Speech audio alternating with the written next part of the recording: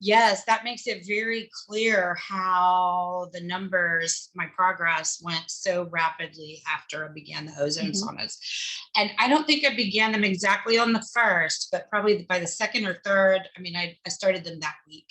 Mhm. Um, So let's start from the beginning. So tell us what you were treating with ozone and so your diagnosis that you received.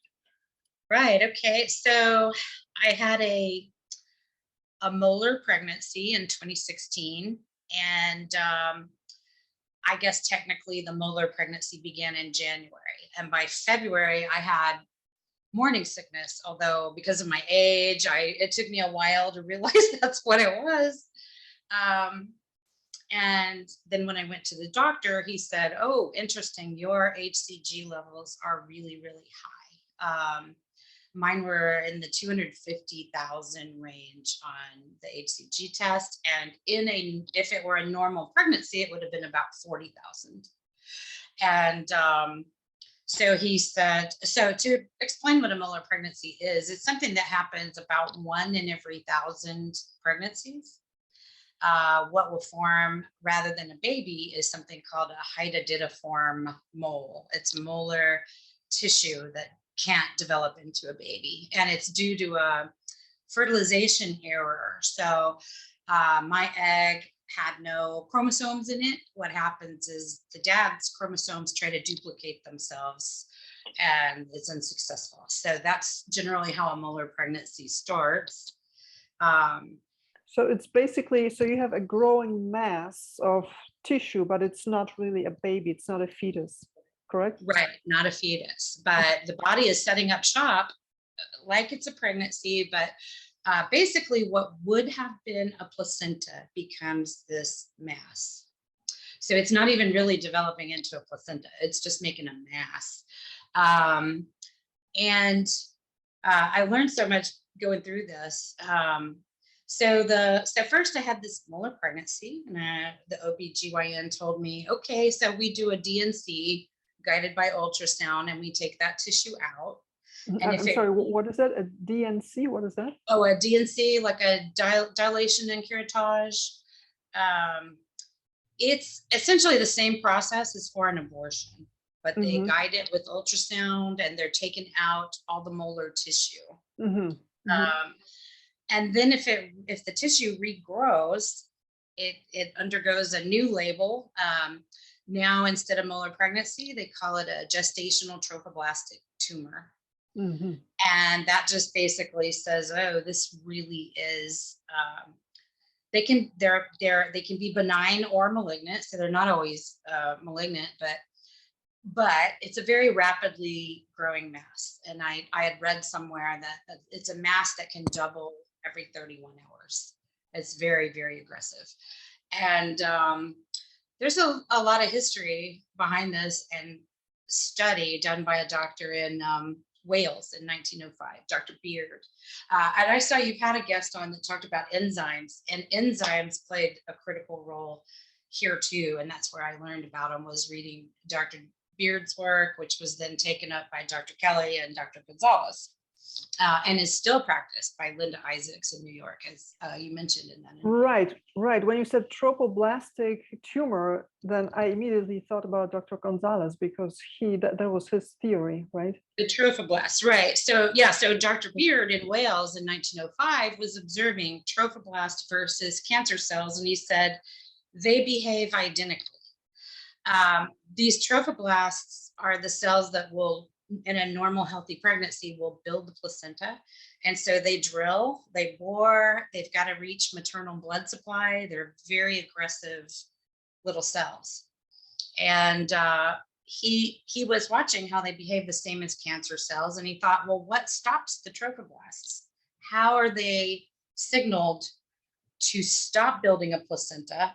Because that's how we can turn these cells off. And what he found was um, there's no signal actually sent, but what happens in a normal pregnancy is 56 days along, the fetus's pancreas comes in and starts producing pancreatic enzymes. And those enzymes digest the protein coating on the outside of the trophoblast, and it disables them. So they just, when they have served their purpose, the pancreatic enzymes make them stop. So that's kind of where that enzyme theory for defeating cancer came from. And Dr. Kelly picked it up, and he cured his own pancreatic cancer using enzymes, among a few other methodologies. But so I also used those enzymes because my thoughts were, if I can get that protein coating from around the cells, then the ozone really has access to the inner part of the of those cells. And but hold on a second. So first you had this the smaller pregnancy, and that was surgically removed, yes, or what happened? Surgically removed, but it grew back. And was it malignant, or was it? So they've never stated malignant or not, but it was a rapid growing mass, and it did metastasize, and eventually it was labeled choriocarcinoma because it escaped my uterus and went to my lung. But it didn't seem to last very long there, because by the time I went for imaging at this world-renowned cancer facility, they said, well, you had a lesion in your lung, but it looks detached. It's just floating in the bottom of your lung. So I thought, that's amazing. I mean, so there's evidence I had it, but I was already through it when they saw and said what it was. So it was kind of interesting. But when you talk about like being surgically removed, well, let's do this. So I basically did 3 pieces to my protocol, and ozone was actually the last thing that I added. And as you're going to be able to show, I kept a chart of my weekly HCG readings. That was the only marker that they told me I should track. Was Hold on a second. You know what? Let's do this right now. So I'm gonna enable. I'm gonna put the chart up, and then we can talk about when the surgery was, and then how quickly those HCG levels started rising again. And that's basically what they were watching for, to classify it as gestational trophoblastic tumor. And then I have weeks and weeks where I was sort of battling it with. The whole process was 4 to 4.5 months from diagnosis to recovery, depending on how I wanted to count it. But it was actually very quick in the grand scheme of things. And doing what I did, I only felt better from one day to the next. Now, ozone made me superwoman when I got to that point. So I later ended up opening a business because I said, we need more of this. You open a business offering ozone treatment? Ozone saunas and insufflation. Mm-hmm. Awesome. So yeah. So that's in Texas, yes? Where you are? Yes. Yeah, in Austin. And what's it called? What is your business called? I had to close it down due to some toxic mold, but it was called O-Snap, and it was spelled O3 Snap. But yeah, eventually I hope to get grounded again and start it back up. I've moved to a new town. We went through a lot of stuff between then and now. But okay, so you have that chart up, and that's awesome. So we can see the date they surgically removed it, that my HCG level was that 208,000. And after they surgically removed it, immediately, my HCG level was down to 3,000. Now, they would have liked to see it go a little bit lower, but in theory, were there no gestational trophoblastic issue, that number would have continued to decline. My body would have just kind of finished what the surgery left behind, but that wasn't happening. So what happened instead is I started rising again. And now a normal HCG level is 5. So not pregnant, not having cancer, it should be around a 5 or below. So we kind of tracked it a few weeks. I went on the 27th of April, I went to a local gynecological oncologist who told me that without chemo, I was doomed. Think about my children. I thought, I am thinking about my children, and I don't have time to be sick, and I don't have time. I just didn't have, I have to explain that right after, the week leading up to April 1st there, a vehicle crashed into our house and we had to move out that night. And now we were living from hotel to hotel to hotel, and I had a brand new cancer diagnosis. So on the 1st or 27th, I go to the oncologist and I said, look, I can't commit to you that I'm going to be in your office twice a week for chemo. I don't even know where I live tomorrow. So I'm just going to find a way that I can manage it. And now I had a little bit of confidence saying that. I will say deciding to go all holistic feels a little bit like stepping off a cliff.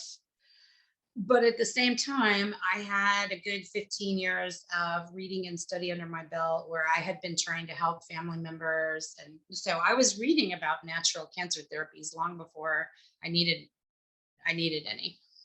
But so the 27th is where she says, I want to put you on chemo twice a week. And I only went to her twice. And I told her I wouldn't be coming back. And she got really angry, and she sent a letter to my OBGYN, and she sent a certified letter to me, and, basically saying, I've warned you. So you received 2 chemo treatments, yes? And then I didn't receive any chemo treatment. You didn't? Okay. No, that's what I showed up twice, but I never started the chemo. So like the first one was for her to run labs and do some imaging, which her imaging came out inconclusive. And she ran labs. And then the next visit was to follow up on those labs and establish a chemo plan. Because she was telling me, you have 2 routes. You can do this chemo or that chemo. And that was in my visit on May the 4th. And I told her, I'm going to be doing no chemo. And she wasn't very happy with that. It's 5 years down the road. And I think this will be the year that I'll start sending our Christmas postcard that says, signed, the lady who was supposed to die in 2016 without your help. Because I want the postman to read it. I want the receptionist to read it. But yeah, she was trying to be very convincing that I was going to be dead within a year if I didn't. Now, here I was reading too, and with HCG levels in the range that I had, the only cases I could find of women with HCG levels that high, I found one in the UK whose uterus had burst, and the other one did not fare well either that I could find. There's and I cannot find any records apart from myself of women that have taken this on without mainstream oncology. I can't find anyone that's done this naturally other than myself. So what made you decide to not do chemotherapy? Well, I believe cancer is a metabolic problem above all. I mean, there may be other cofactors, but I believe it's a metabolic problem. And I think it starts when our cells become too polluted and under-oxygenated, and we get too much lactic acid buildup, which ironically is something I did the ketogenic diet to take away lactic acid, and I ate meat, and I still came out with lower lactase dehydrogenase lab numbers than before. Like I did a before test. Oh, where am I now? I ate keto through like a paleo keto throughout my cancer, including meat, including eggs. And I came out with a lower acid level. I wasn't doing anything else to alkalize. Now, ozone probably helps toward alkalization, but most of the way through, it was just the keto diet. And there's a reason that So you were simply so convinced that you could treat this by yourself holistically. Yes, that And I could turn this back around. I didn't see it as a chemo deficiency. That's not what caused the problem. right. And I didn't think that's what was going to fix it. So I figured that, in fact, that would really only add to it. So And did you have support from your family or your friends, or did they also say, "Oh my God, think about the family. Oh my God, this is terrible"? Or not much support from family. In terms of support, I would say my husband pretty much allowed me to do whatever I wanted to do without any criticism. I wouldn't Mhm. say he went, above and beyond helping me do it, but allowing me to purchase supplements and buy a package of salt, to buy the things. Um, and so that was nice. I did not have to debate or justify any of the costs. But I would say to your viewers but the family support really is very important. After I opened my little business, there was word of mouth, and a lot of people with cancer came, and there were people that I would just tell my story while they sat in the sauna. And if someone ran with the information from the conversations, great. If they didn't, great. But I saw a lot of recoveries even faster than mine. I watched a man beat multiple myeloma in 2 months. And Was his that oncologist said, don't know what you're doing, but do it. And you don't even have to go on chemo light. So I've seen many, many stories with the ozone involved. Ketogenic diet. I will say that a few of my sauna clients didn't make it, and those are the ones that wouldn't adopt the ketogenic diet. So the diet, these things are kind of all synergistic and pivotal. And so I even came up with a plan. It was basically my supplements plan. And I did this for one of my family members that had cancer, and he didn't use it, but a lot of my clients used it. And I really broke it out into stages or phases or objectives. Okay, like the very beginning, I said vitamin D. Make sure your vitamin D levels are top notch. Don't settle for 40 on the reference range, which is what the doctors will tell you. And I was a little wild with my vitamin D. I'm not recommending this to anyone, but I took 50,000 IU daily for 4 months. I started off 30 on the vitamin D serum test, and I ended up at 80. So I needed that 50,000 IU a day, and my goal was to get to 80. So they'll say that's way too much, that's toxic or what have you. I would tell you, my daughter and I both have gone above the top of the reference range at times. She went into the family doctor with a 120 vitamin D score, and they called and said, you've got to get her off the vitamin D, she's way too high. I'm like, no, she's thriving right now. What are you talking about? So I later heard a naturopath talking about some of his patients that came in, and they had been taking 40,000 IU daily for 20 years. And I thought, I don't doubt him. I felt great.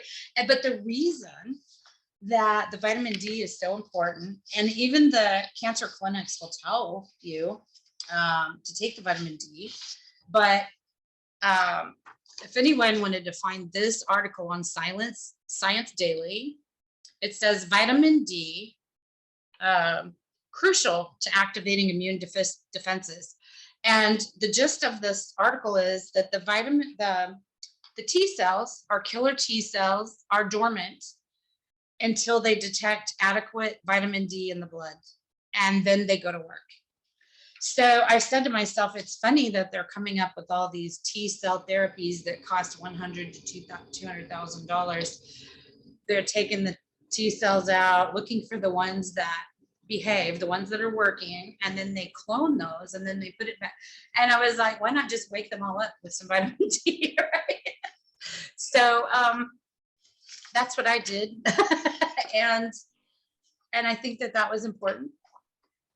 So I have, under preparing the body to fight, have your vitamin D right. Don't be anemic.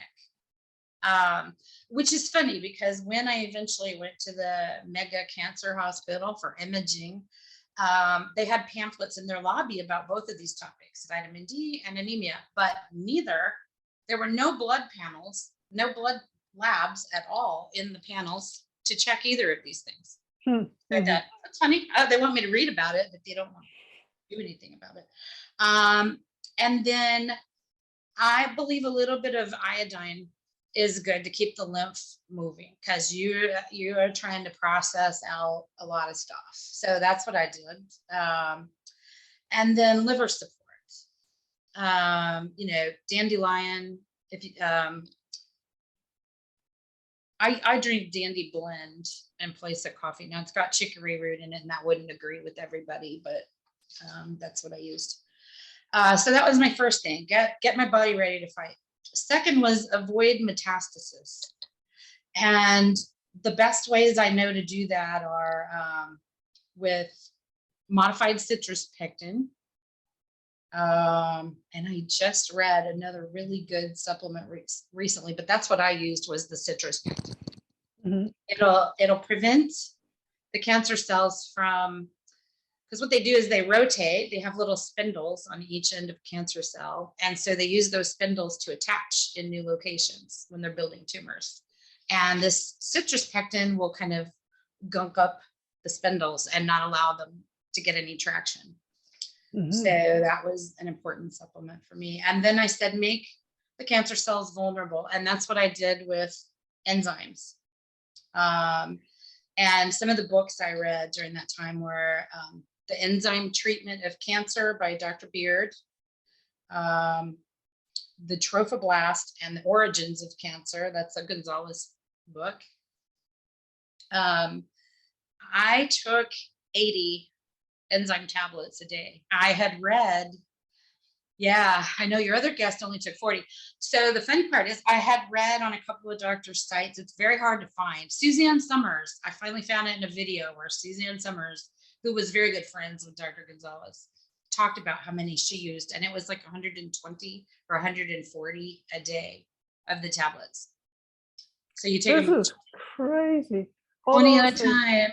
But I knew that I was going to be starting Ozone, and I thought, well, but Ozone makes supplements more effective. So instead of doing 120, 130, I decided to do 80 as my, and I might have been able to get away with less. My progress was so good. Oh, so we're talking, you were taking 80 pills of just the pancreatic enzymes. Is that correct? So those pancreatic enzymes, are those plant-based or are they animal-derived? I used the ones that have some animal source because plants don't have a pancreas. And that was the origin of the enzyme, and its purpose was pancreatic enzyme. So I went with some that had animal in it. And what I went with was, it's called Wobenzym N. It's a German product originally, and in Germany they can have it on the shelf labeled as for cancer, right? But in the US they don't allow them to label it that way, so it's labeled joint support, which is another valid use of these enzymes. They eat errant proteins, any protein that doesn't belong in the body. I mean, and if taken at a meal, they'll help digest the proteins we're consuming, but between meals, they'll go after other proteins. So one question, so I used to take some digestive enzymes. I tried animal-based, I tried plant-based, and I actually found the plant-based more aggressive than the animal-based. But there are some aggressive, like the serapeptase and natto, the enzyme from natto, and those can be very aggressive. here's the thing. So weren't you afraid? Okay, first of all, how did you start? Did you start with 80 from the beginning, or did you just start very low and then did you titrate up? I started around 20, I think, and then I worked up to the 80 pretty quickly. Now, weren't you afraid? Isn't there a danger? I don't know. I'm asking you. Isn't there a danger that if you take too many enzymes, that they will start digesting your own tissue, your own, intestines? Well, our body is smarter than that. So they will go after malformed proteins, defective proteins, foreign proteins, proteins that don't belong. It's like if you had a winter in Vermont of the in the US, and it's really cold and you've run out of firewood. Are you going to throw the living room set in there, or are you going to go down in the basement and grab the old junky furniture and use that for the fire? Well, our body is very smart and selective. And so they don't, I think we can take quite a few before we would ever be damaging an important protein. Interesting. Okay. So, all right. So how many pills? So my viewers are going to probably be curious, like how much, how many bottles of this Wobenzym N did you consume per month? So, yeah, and it was so expensive back then. So I would buy the 800 tablet bottle, and that was 10 days worth. And it was around $200 at the time. I want to say it's about 120 now. That's something that's actually come down.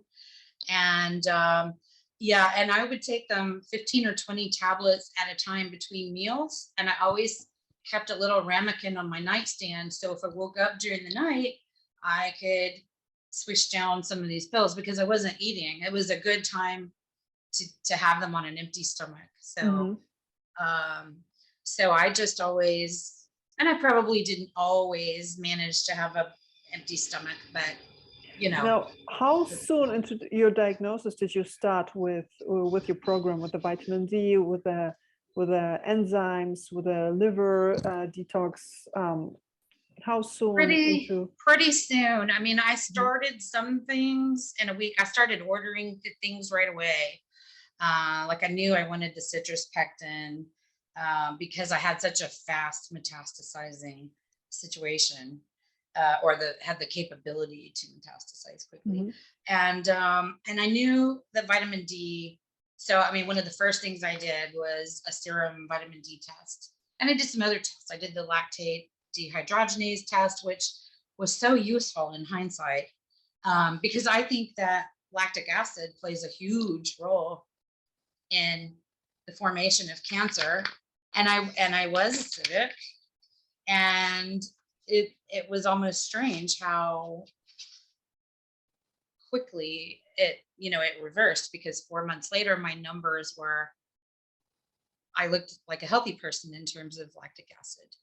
But the thing about, and this is kind of funny, because the thing about if we're not eating a keto diet, all right, and there's a very popular plant advocate, cancer coach out there online. I've met him.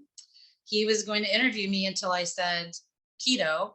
And then we were at a conference and he would start running the other way. He'd go wrong way up the escalator to get away from me. And I thought, okay, so the word keto changed it. He's not wanting to do this interview now. And then I found out, well, he was putting out his program, which is all plant-based, and it demonizes keto. And that was set to launch in about a month.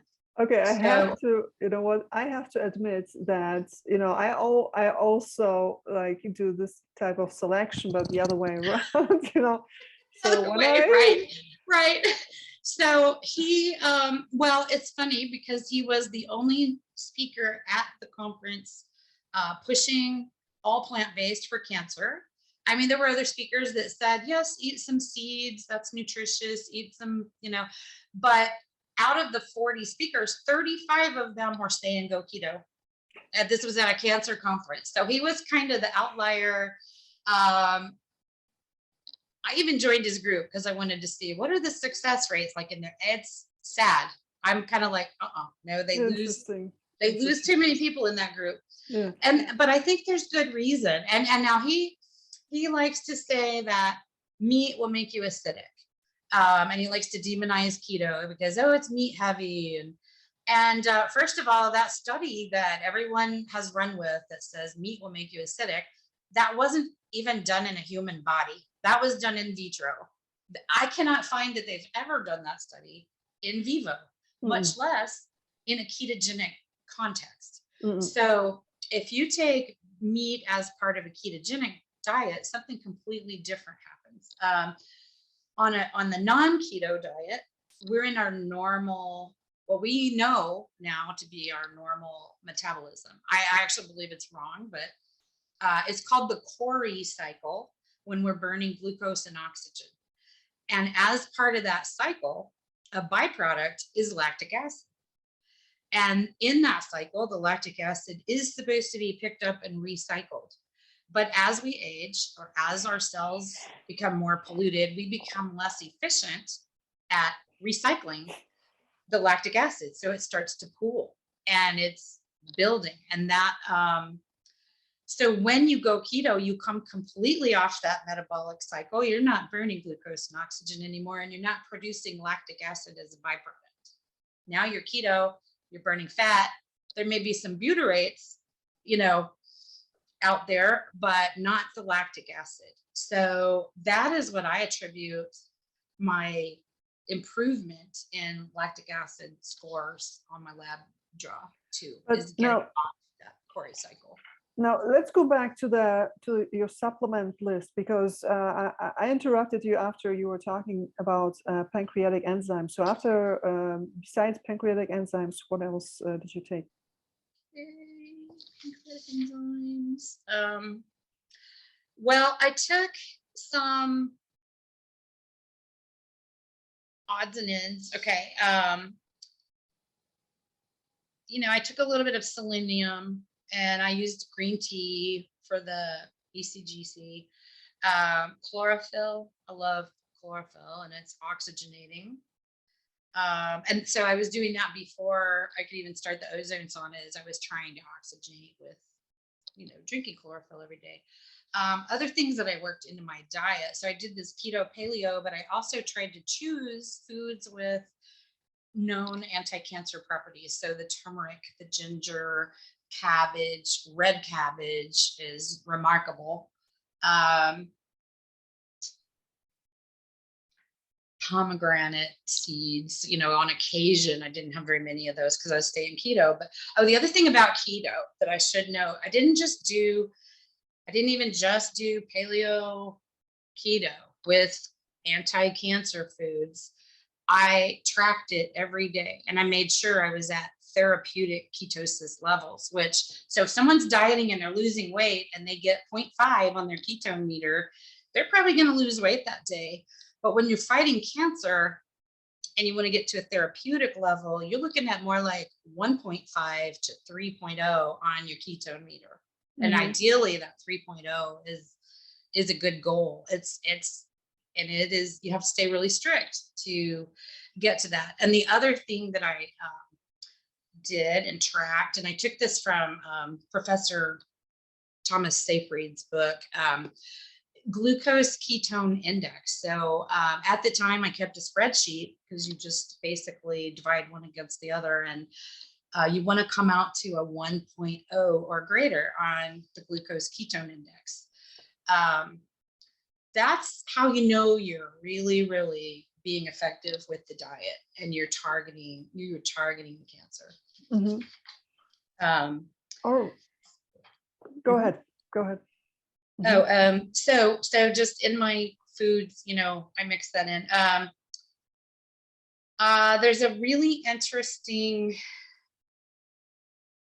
fungus that I used. They can't actually say what it is, because the people that sell it are under a contract with a Native American and Indian tribe. And so contractually, they're not allowed to say what this fungus is. It's some kind of a sulfur shelf fungus. In my research, I couldn't say for sure, but I personally believe that it's chicken of the woods. Okay. It looks a little different. I ordered a lot of chicken of the woods to compare it, and it looks a little bit different, but it's a very similar flavor, and it's now it has a really high germanium content. And this is something that Native Americans had watched deer eat it. You know, it's deer that were sick would come eat this and recover, and they started using it. And then there was another plant product that I used called well, it's Pacific yew tip, YEW. There's only one type of yew plant that is non-toxic to humans, and it is that Pacific yew tip, and the scientific name is Taxus brevifolia. And that comes from that tree, and the cancer industry made it into a chemo drug for a while. But where the Native Americans were just snipping the tips of the branches and allowing the tree to continue living, the cancer industry came through and scraped off all the bark and killed the trees to make it, you know, then they can claim scarcity and, you know, all kinds of things. But there was a problem with the man-made version of it, in that it was, it's kind of fallen out of favor because it was causing people permanent hair loss, not temporary. Yeah. And so I have never run into, not even hair loss from people using the raw plant straight from the tree. Never heard of it. I've had a lot of my sauna clients tried it, and no, you know, and just searching around the internet, cannot find.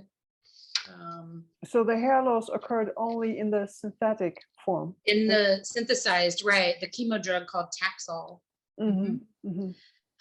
But yeah, here it is available as a plant, and it is not expensive. And you could search it and look like for Pacific yew tip in, oh, that is the other item that stops metastasis.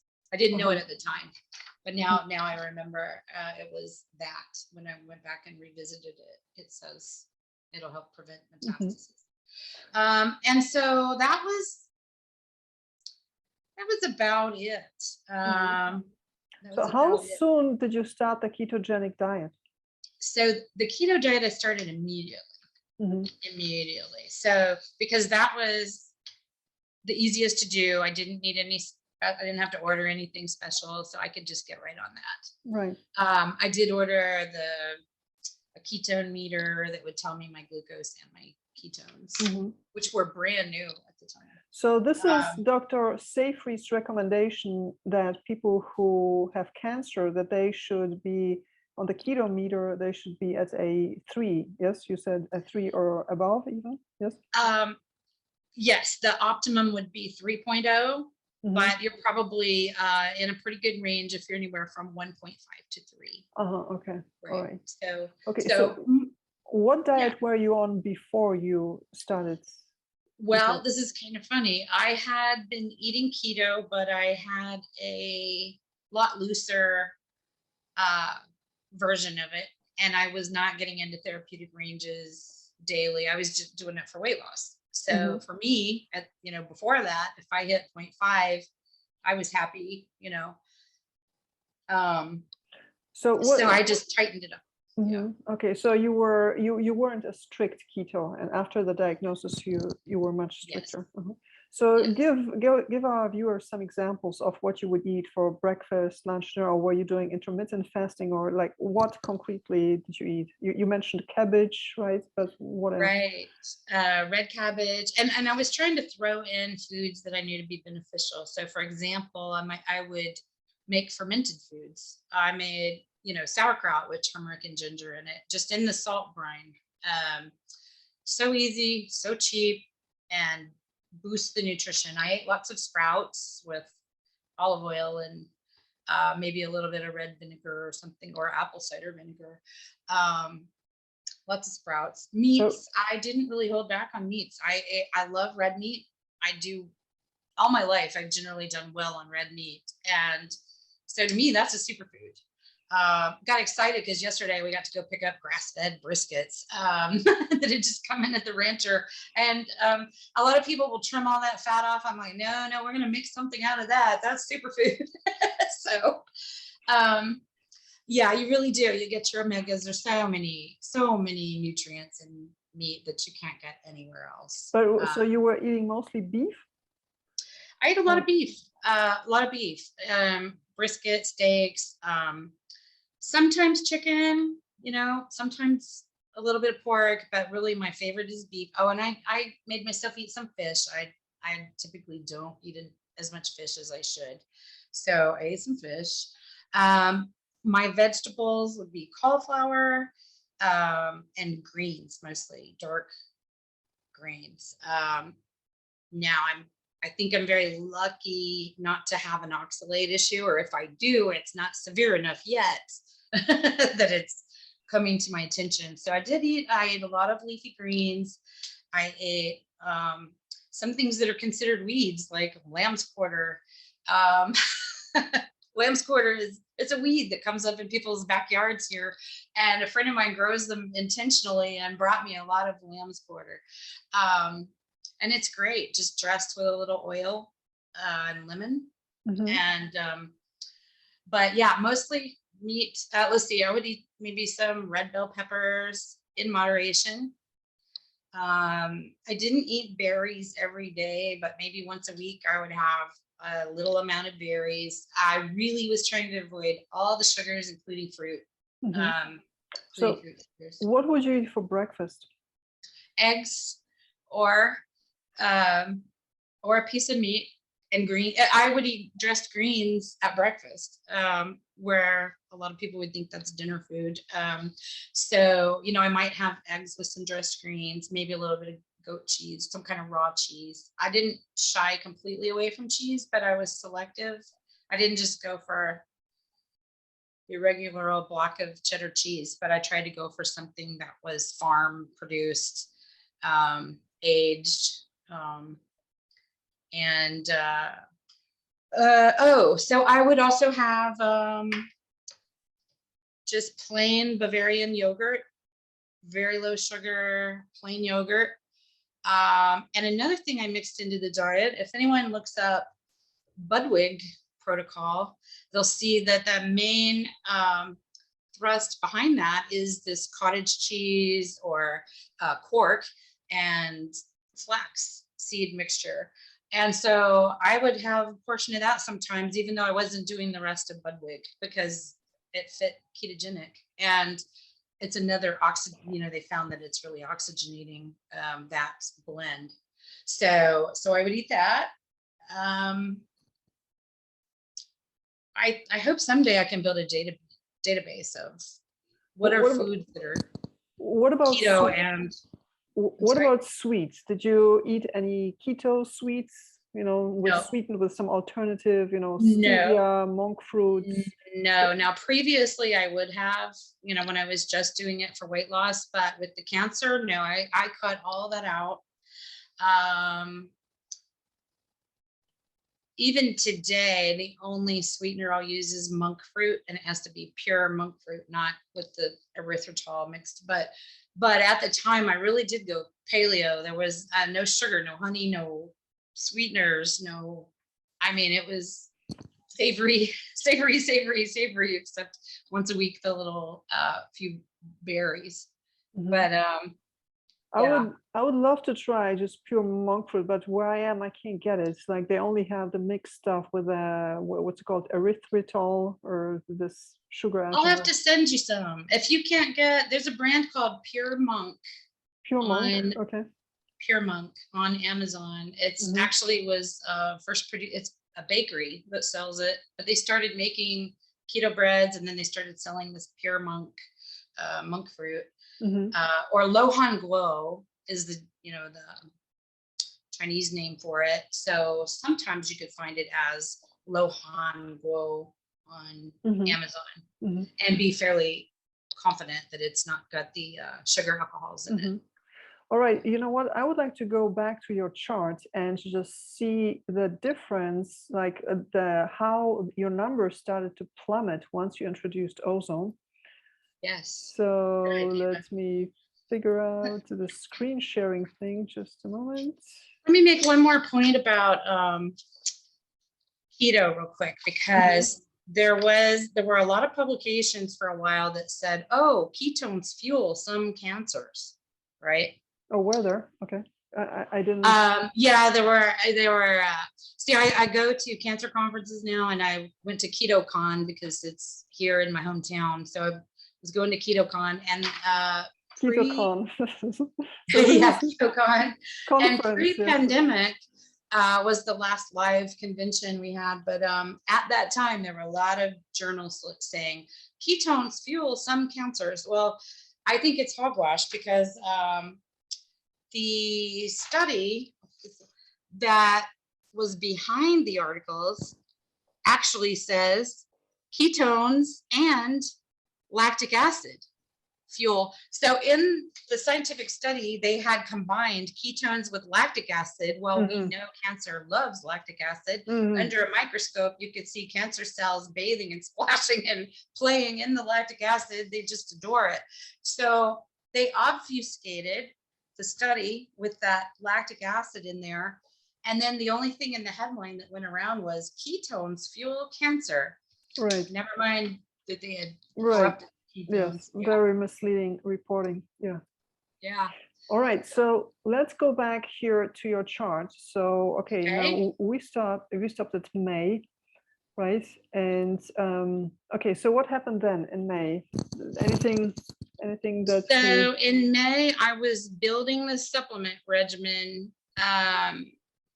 because just the 27th of April, I mean, I was kind of researching before this oncology appointment, but just on the 27th, when I told her I'm not coming back, I was ordering things fast and furious, like the enzymes and the citrus pectin and I was just taking anything I had on hand that I kind of knew to be anti-cancer. It wasn't anything meaningful in the way of a plan.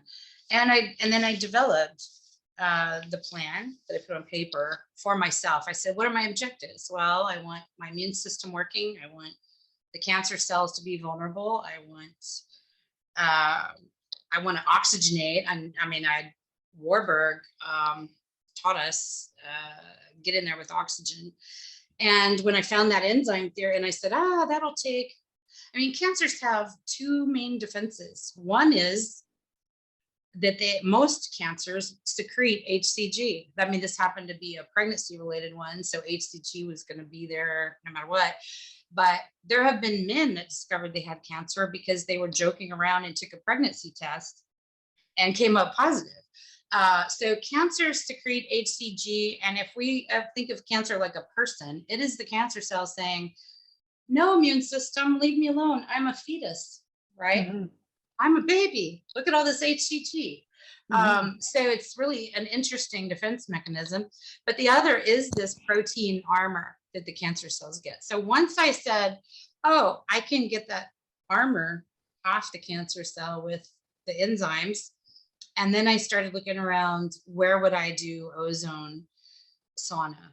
And we had a place in town and about a package of 10 saunas. And so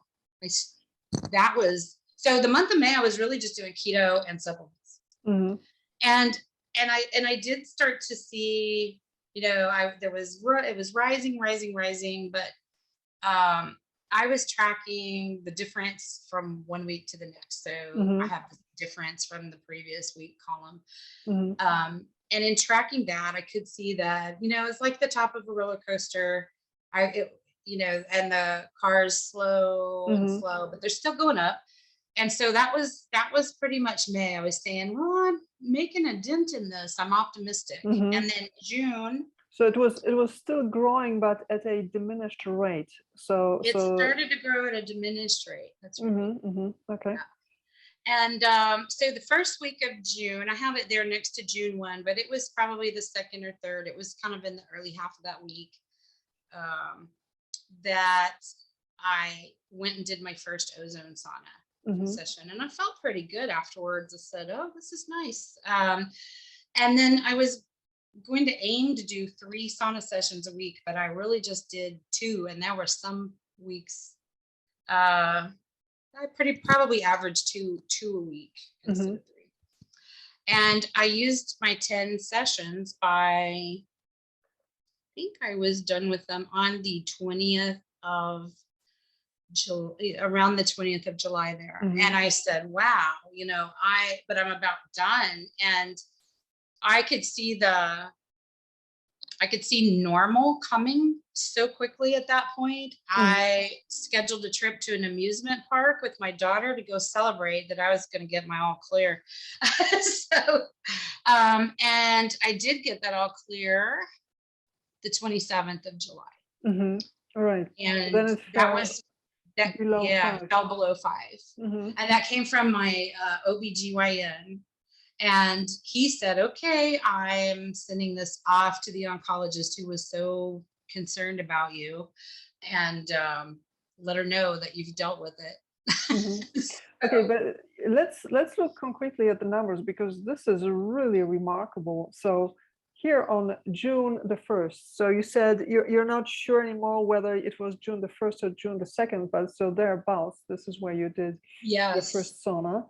And your HCG was at 8,602, right? So we have here in this column, we have the absolute numbers of the HCG. So going into that week, so that was an increase of the 20.83%. So it was funny. It took a little, it had been going slower, but that particular week, it really spiked. And then we see on the 8th, it was a nominal increase of 0.23%. And then we see the numbers in red and brackets, where now it's going in negative fashion down. And so by the 15th, it's down almost 9%. And the 22nd, 44%, 41%, 92%. I mean, ozone was like the knockout punch on top of all the things I've been doing. And this just made everything come together. It was like the numbers just started plummeting, like bam, bam, bam, bam, bam. So you say, okay, that the minute you got the diagnosis, you went on a strict ketogenic diet. Like in May, you started ramping up your supplements. And basically, so the only thing that changed in June were the ozone saunas. Would this be correct? Yes. Right. Yeah, and then it plummeted right down to less than 5 in less than 2 months, right? 6-7 weeks. Amazing. And there I was with the all clear insight. And I would say during this entire time, but especially with the ozone, I only felt better from one day to the next. And it makes me cringe, and it makes my heart hurt when I see friends going through chemo and they're sick and they've lost their energy and they can't be a good mom to their kids for a little while because they are so, their bodies are under so much stress. And I remember when I started doing the ozone saunas, and I said to myself, wow, I can multitask like I haven't been able to in years. I could listen to 4 different conversations and track them all. And I was saying, wow, where has this been all my life? So, and I need to do a lot more of it right now. It's been a little while since I've been in the ozone sauna. We're getting ready to get my sauna out of storage and set it up at home. And I'm looking forward to just having it as a tool, because I have health challenges since cancer, toxic mold, and then the most recently EMF has been giving me a lot of trouble. You see a lot of magnets in my jewelry. That's EMF protection. Keeps me from having vertigo and numb, tingling hands and things like that. But anyway, So what I would like to understand, how were you able to withstand the pressure from your doctors, who are like, chemo, you got to do chemo. If you don't do chemo, you're dead by tomorrow or something. Yeah.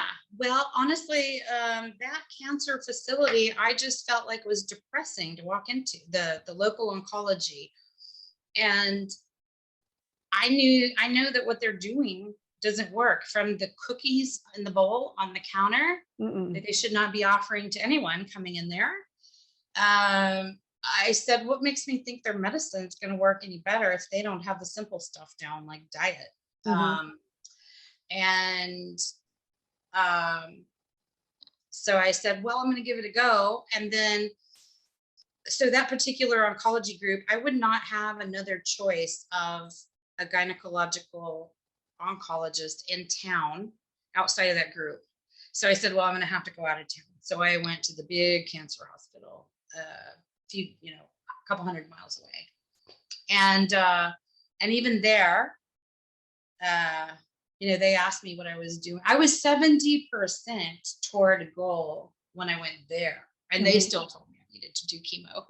So, and I said, tell me, like, I'm 5 years old, why, if I'm 70% better and I'm feeling great, do I want to do this? And their jaws just were slack. They didn't have anything to say. So again, I didn't, I knew then that I had done the right thing, and I was making the right progress anyway. So yeah. Yeah, but this must have been this was extremely courageous, because you said, this is a cancer that can grow, that can double in size in 31 hours. I mean, so this is, extremely fast, exponential growth. And but at that time, I guess you were just so already so well read and informed, and you've already made up your mind, right? Well, that all the for the most part, yeah, it was a little scary doing the research on this one, because I had never heard of a molar pregnancy until I had one, and it is fairly rare. And I was looking for natural survivors of it. I'm not finding any, and so I did. Wow. But when I searched trophoblast, I felt like, oh, the doors are all opening.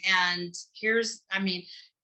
G. Edward Griffin had done the documentary A World Without Cancer, and I believe he talks about ozone in it, if I remember right. But he definitely talks about things like Laetrile and the enzymes, and he had several different strategies. And I said, I'm onto it now. I know how to deal with this very one. Now, a lot of people get kind of up in arms about, oh, but I have this gene and that gene and this very specific type of cancer. And I've seen so many of my clients heal the ones that were coming and using the sauna that would recover. It was all types of cancers. It did not matter what the genetic basis was. Didn't matter if it was breast cancer, prostate cancer, liver cancer, lung cancer, multiple myeloma. I saw all those types, people recover from them, doing exactly what I did. But it didn't work. You said it didn't work 100%. So there were some people who did not see any success, right?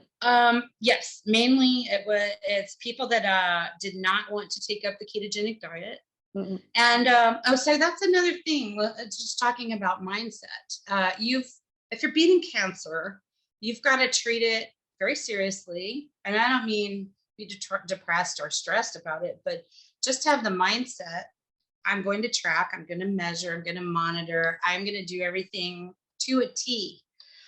Because alternatively, you can get lost in, let me try the RSO and let me try the and throw everything at it to see what sticks, but rotate everything too soon. And the other thing you could fall into is, especially if your doctor's telling you you're terminal, is, well, I might as well party on out. Or I have, and I had a client who was very brain cancer, and he had surgery. And brain cancer is one of the best. Keto works almost the best against that. But his significant other did not want to give up beer and pizza night with their friends. And I'm like, well, that's not keto. Sometimes you have to save your life first and then have the fun. So and you can even have fun while you're saving your life. It's not all gloom and doom if you have to give up the beer and pizza night. Just get strict, measure, track. You don't know where you're going if you don't know where you are. So from day to day, I made sure that I had something and I could see the results of what I was doing on paper. Right. Now, those last numbers that we see are from 2016. So have you retested since then? And if so, how has it developed? Yeah. So for a while, I tested every 6 months just to make sure there was no HCG creeping back up. It's I guess been a year since I last tested, but I feel like I should get back in the sauna, but in general, I feel like I eat well enough and I try to watch my my toxic load. I think I have some mercury to deal with. I was looking at your information on Andrew Cutler and I said, well, I may have to do this ALA microdose. Where was your HCG with the last test? Below 5. It wouldn't even trigger a pregnancy test. So it was okay. So it remained below 5 ever since. Yes. Yeah. Fantastic. Every time I test, it's below 5. If it ever triggers a pregnancy test, because I'm now, I guess I would say menopause, but it's kind of funny. I didn't really formally go through those steps.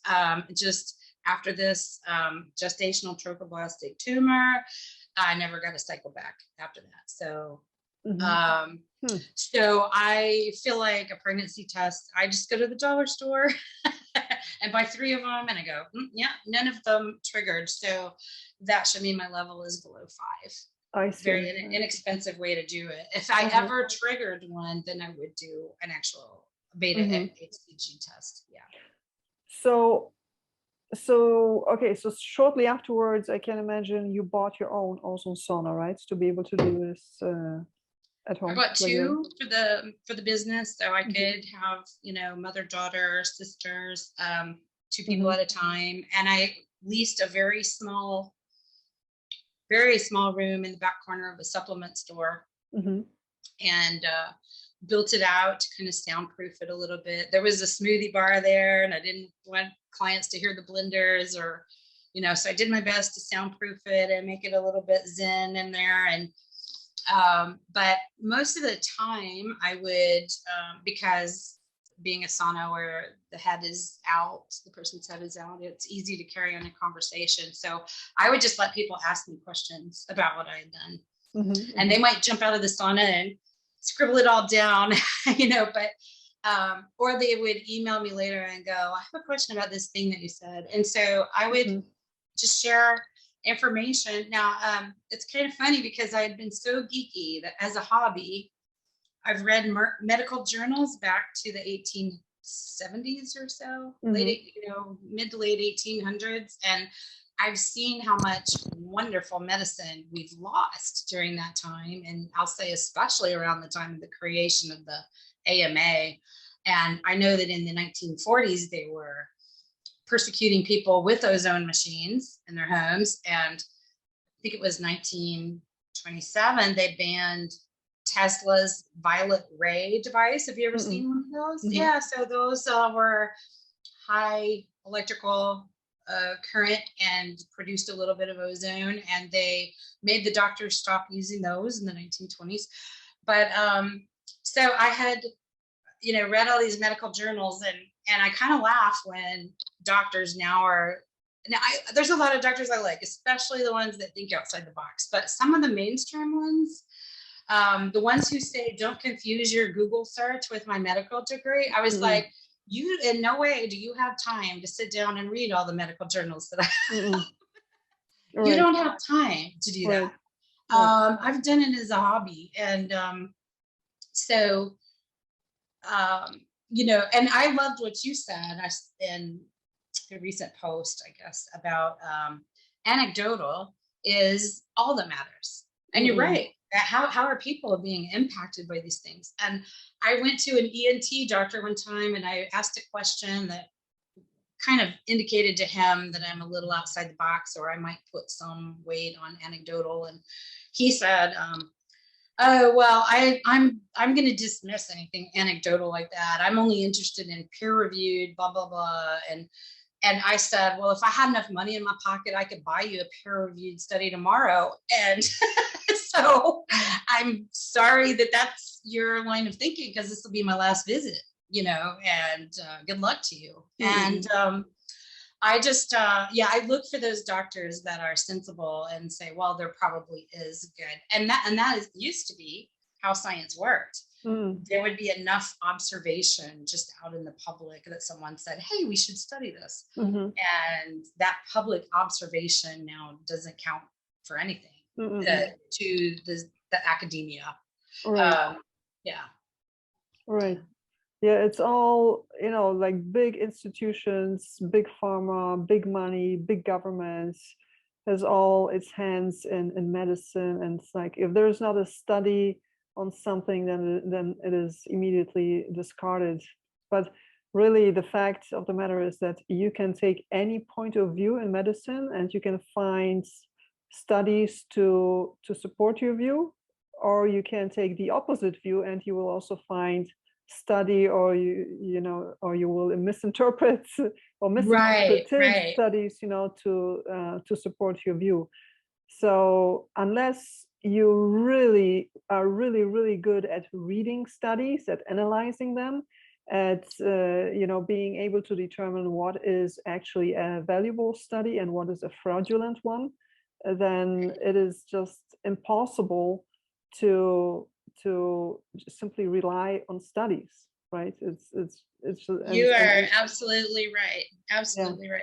And there's another one that went around talking about ketogenic diet in rats. And when I pulled that study up and I looked at the contents of the rat chow that they fed the rats, I said, those carbs are way too high. It's not even ketogenic. They don't even, did they break out a ketone meter and test the blood of the rats? I don't think so, because that food would not have had them in ketosis. Right.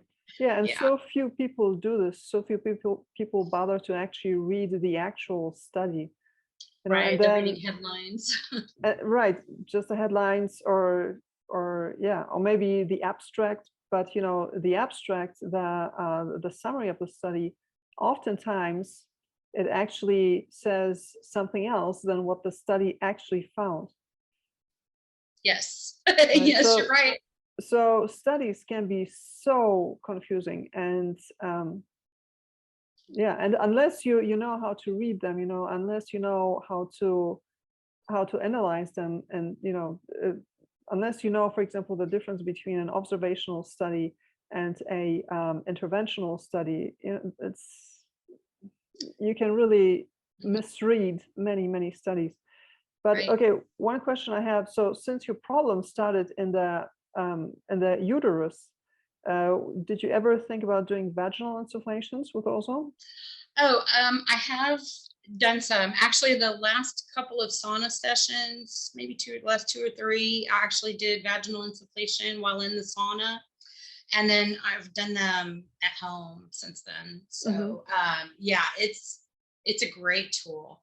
And I actually offered that in my business to women that wanted to do it that way in the sauna. And I only had one client that didn't respond well to that way, but otherwise, it's I think people got good effect from it. Now, the ozone saunas that you started in 2016 yourself, were those regular ozone saunas or the whole cut saunas? I did not go with the whole cut. I couldn't make it make sense as a business model. First, there was the price hurdle, but then there was, I don't know if it's still done this way, but I'll tell you the conversation I had back then was, I said, are the doors to the sauna covered under warranty? And they said, no. And I said, what happens if I break a door? And they said, you can't replace just the door. You'll have to buy a whole new unit at your own expense. And that was it for me. That sealed the deal. And secondly, in the little space that I set up, I could only put one hookah instead of two. I separated the room and made two. So they have different models, right? And I think, so I saw one price list, but it had discounted prices on it. And the lowest price was something like $9,000. And the highest was, I think, $68,000 or something like this. I'm surprised to hear.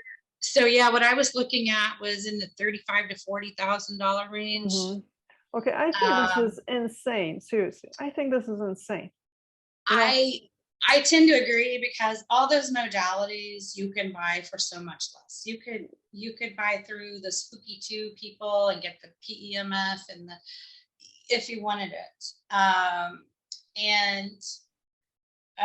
Like the carbonic acid, you can do that in a Promo Life.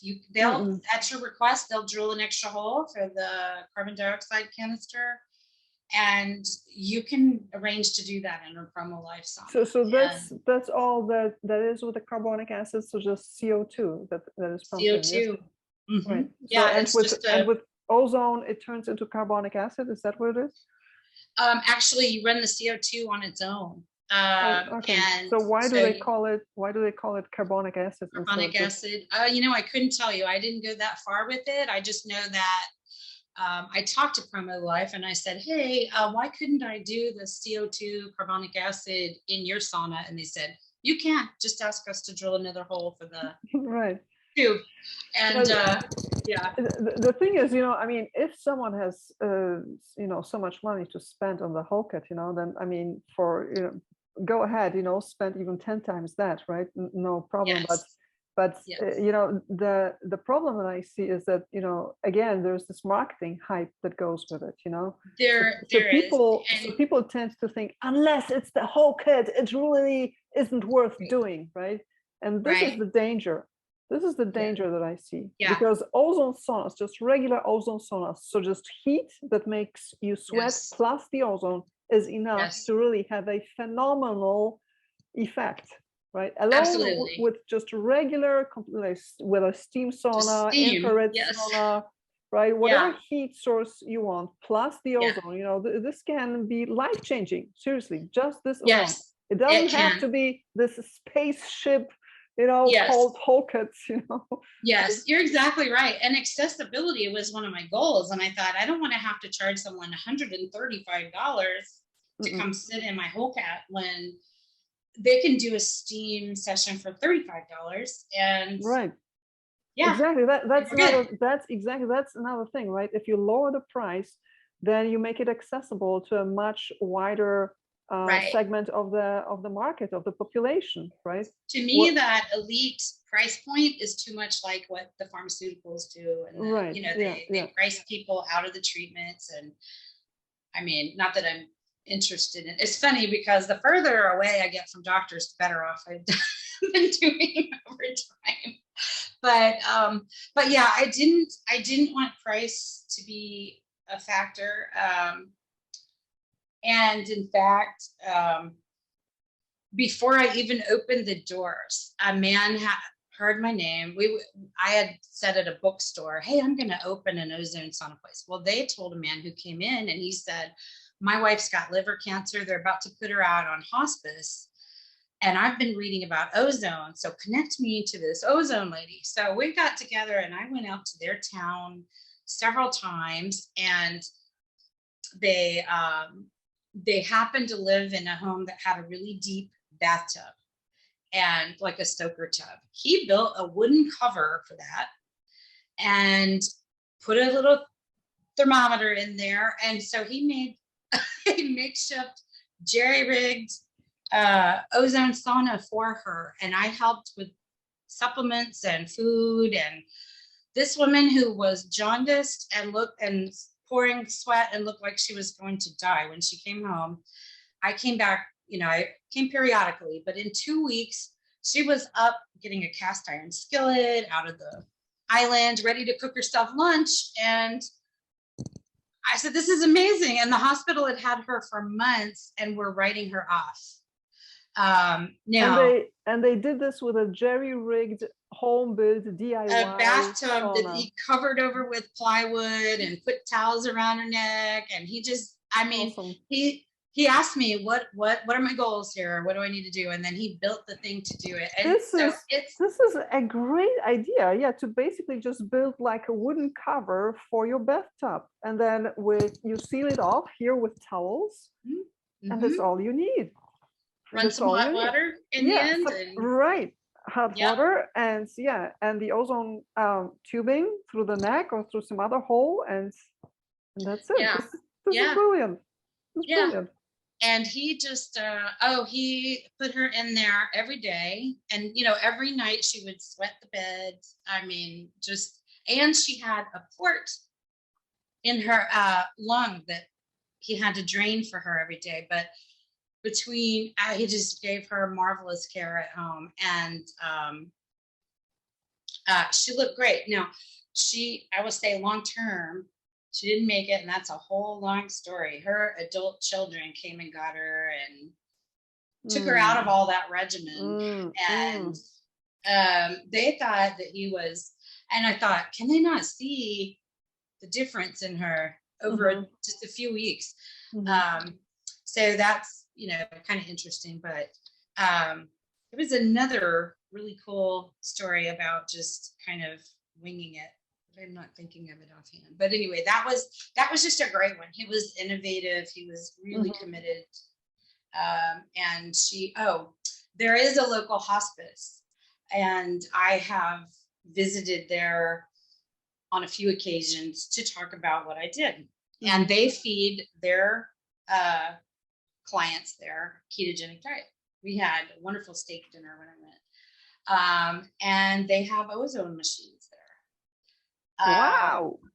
Yes. Now they can't let the doctors coming through see it, because hospice is a plan to die with dignity. And if the hospice plans find out that you were trying to save yourself instead of die with dignity, they'll cancel your coverage. So this is kind of an underground place that's helping their patients, and they're on 5 acres. We have beautiful grounds. It's just but it's amazing that they're willing to do that.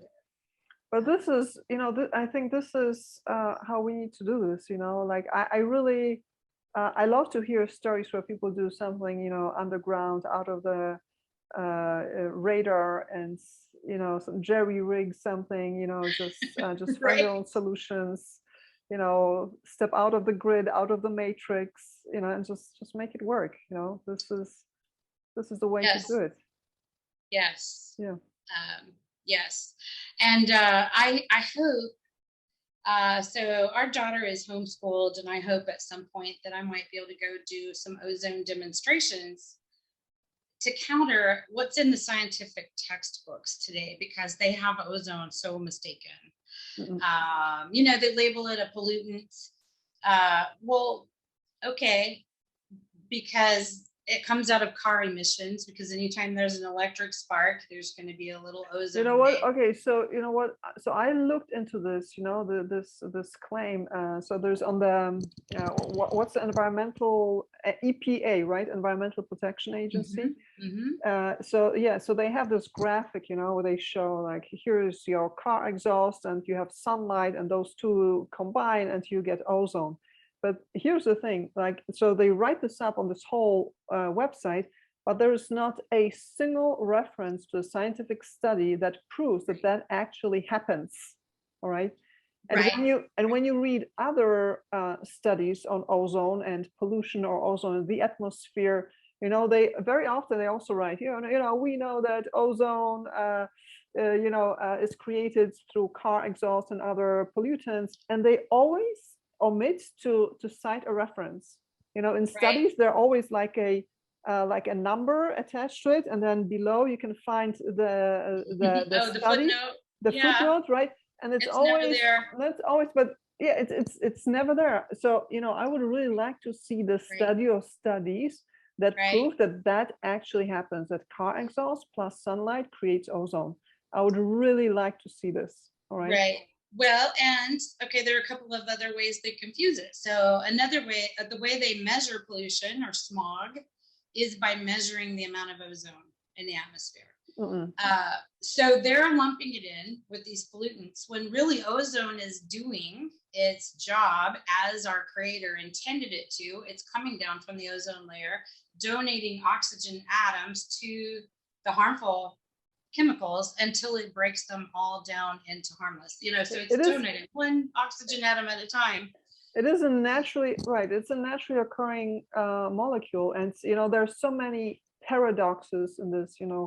Ozone being a gas pollutant. Like, for example, they admit that, for example, outside of big cities, the ground level ozone is in higher concentrations. So hold on a second. Right. When you say that car exhaust creates ozone, so there should be more ozone where there's more traffic, where there's more car exhaust, right? But they say they actually very often find the exact opposite. There's more ground level ozone in forests, on lakes, and outside of ground level. Yes. So, yes, you're totally right. So and then there's the hole in the ozone layer. I got a wild idea and I said, let me look on the map. Where is the hole in the ozone layer? It's over Antarctica. So isn't it interesting that that's where the hole is? And there's no pollution down there. There's no congestion. And it occurred to me, ozone is a plasma. So it's being pulled to the polluted cities and it's leaving a gap over Antarctica where no ozone is needed. So it's a plasma and it's left a hole where there's no ozone needed. But like you're saying, the ground level, that's what's happening in the streams. Yes, after lightning storms, we smell it. I mean, it's there's even ozone in our immune system. It's what our white blood cells use to zap. There's lots of misinformation about ozone, and but this thing that it's created out of car exhaust, that it's part of the smog, this I have not seen any solid evidence of this actually being the case. So I had thought, while I had my business open, I thought I need to have homeschoolers come and enlighten them a little bit, because the science books are wrong and they all think it's a toxin. And I have to tell people it's not toxic, it's just oxidative, But right, every now and then this comes up. It's like, oh my god, ozone, smog, it's supposed to be dangerous, and you're telling me that this is gonna be good for me. What are you saying? Well, you've done incredible work educating people, and I'm so glad to be able to get on here and have this conversation today, because there's always more educating to do, and you never know what will be said that will influence a person to try a holistic. Yeah. Well, I hope you'll open up another ozone spa. That will be great. Yes, I hope so. Like I say, I had to kind of make it through the toxic mold, and I've got to get my own stamina good enough to go, and then I will be trying to find a location. But you still have the equipment, yes? You said it's in storage. I put the equipment in storage. I've had many of my former clients want to purchase it, but I'm kind of like, it's rare that someone wants to sell their ozone equipment. Yeah. You want to hold on, especially the saunas. Yeah. All right. So I think we covered the most important parts, right? Or is there anything you'd like to say? I think so too. And I'm sorry I rambled a little bit, but hopefully you're able to put it into the sequence that it makes the most sense. No, it was very informative. Very informative. Thank you. But okay, hold on a second. One thing, just to make sure that I understood. So they were mostly going according to the HCG, yes. So because you said that there was the suspicion that it was malignant, but they didn't confirm it. Did I understand this right? So they never used the word malignant, and gestational trophoblastic tumor can be either benign or malignant. But the real danger of it is that it's so fast growing.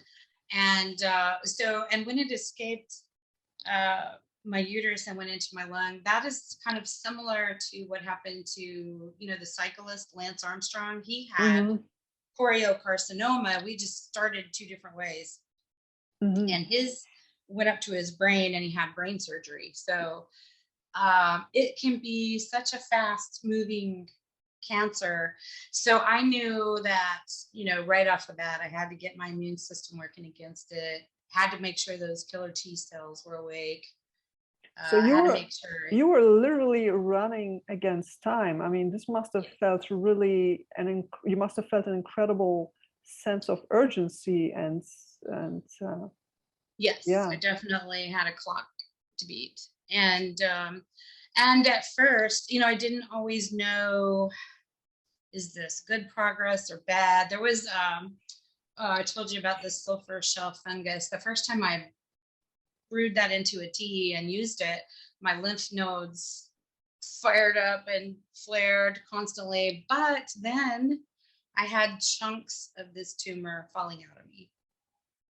So, so there were times, you know, where I was saying, "Oh no, I've made things worse. My lymph nodes are," and then because this cancer has an escape hatch, so I was able to see when it started breaking apart. And that, interestingly enough, that tea, it's another oxygenating and has germanium, and that was I wish I knew exactly when I started that, but I think it was in the week or so before I started the ozone sauna. Okay. And I just thought, oh, I've made things worse, but I hadn't. I made them better. And then the ozone was just came in. Was this mushroom that you said that you didn't know exactly because the name wasn't disclosed? You didn't know? Yeah, the name of it is protected under a contract. So I think it was chicken of the woods.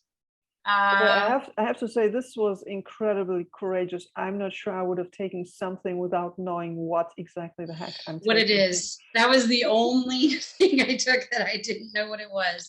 And the only reason I took it, I was in the lab one day getting some of my blood draws that I ordered, and the manager there had been an ER nurse and had dealt a lot with cancer patients. And she said, "You need to go see this chiropractor in the next town."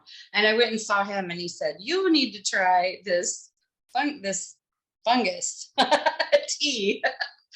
And I just felt like comfortable that I was being led to something legitimate. And Now, have you ever considered Essiac tea? I don't know if I'm pronouncing it correctly. Yes, I'm not. In fact, I tried some, but I didn't notice anything observable. And I feel like the original formulation has probably been adulterated. There's so many products, you can't even tell really what would be most similar to the original. So I didn't go the Essiac tea route. I did not go the soursop leaves. I didn't do that. A lot of people do, but I just felt like I wanted to be more targeted in my approach. I'm going to deal with the immune system. I'm going to deal with starving the cancer with the ketogenic diet. There's so much more that keto does. It works in 7 different ways against cancer. It starves the glucose away from them, but it shuts down the mTOR pathway, which cancer uses to grow. And that used to be one of their concerns in epileptic kids.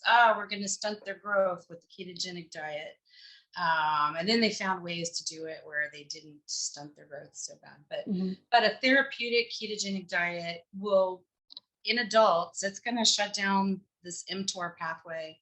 And then it opens up a couple of metabolic pathways that help the body fight the cancer. So, I mean, there's so much going on with keto. It's not just about starving the glucose. It's, like I had mentioned earlier, it's about coming off of that Cori metabolic cycle and reducing lactic acid. I mean, it just, it's, to me, that's the only diet that makes sense against cancer, and it does not have to be done. Now, I did have a sauna client who did vegan keto. That is the hardest diet on the planet. and that's just what she wanted to do, but at least it was keto. And she beat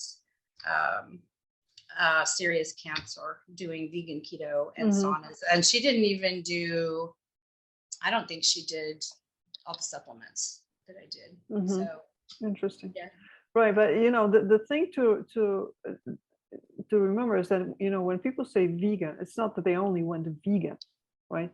I mean, when people go vegan, it's not that they only cut out meat. They also cut out all, most cases, they also cut out dairy products. They cut out, processed foods in general. They cut out sugar. They cut out other high carb foods. They cut out soda drinks. They cut out, many other chemicals. Taste enhancers. They cut out a million things besides cutting out meat, right? So yeah, this is what's many people who look at vegan diets, and how well they work, don't understand, right? That vegan, people who go vegan, they don't just cut out meat. They also do 10 other changes at the same time in their dietary approach, right? And then they say, oh, you see, it was because I stopped eating meat. Yeah, but at the same time, you also stopped eating gluten, sugar, sodas, right? Now, the problem, I think, for a lot of them is they juice, fruit juices even. And so I always feel bad when I hear someone say, they're vegan, but they're juicing. And after cancer, maybe okay. But I mean, in the duration, I really feel like there's no better approach than keto, and that would be without fruit juices. Now, there were a couple of juices I made. I juiced red cabbage and ginger and added lime and a splash of coconut water. And that's a terrific juice, and it's keto. And it's anti-cancer with the red cabbage and ginger. So there are a lot of great choices that are tasty, that are going to help fight the cancer. And all right. Yeah, I'm all out of questions. Okay. But thank you. You ask good ones. You ask really good ones. That's I ask good ones. Good. Yes. Awesome. Yes. Awesome. Yeah, the chart. The chart. I love the chart because you can really see like how the numbers start plummeting, like bam, bam, bam, like less than 2 months, and you're below 5. It's fantastic. Yes. It's fantastic. Yes. When I saw those 40% start happening, I said, I'm going to be done with this soon. And yeah, that was great. Because like I say, along the way, sometimes I have doubts. Oh, did I make something worse? Did I, oh, I'm not getting the progress I would hope to have. And I was getting progress. But when you're in a scary situation, that progress just can't, it can't demonstrate to you fast enough that you're on the right track.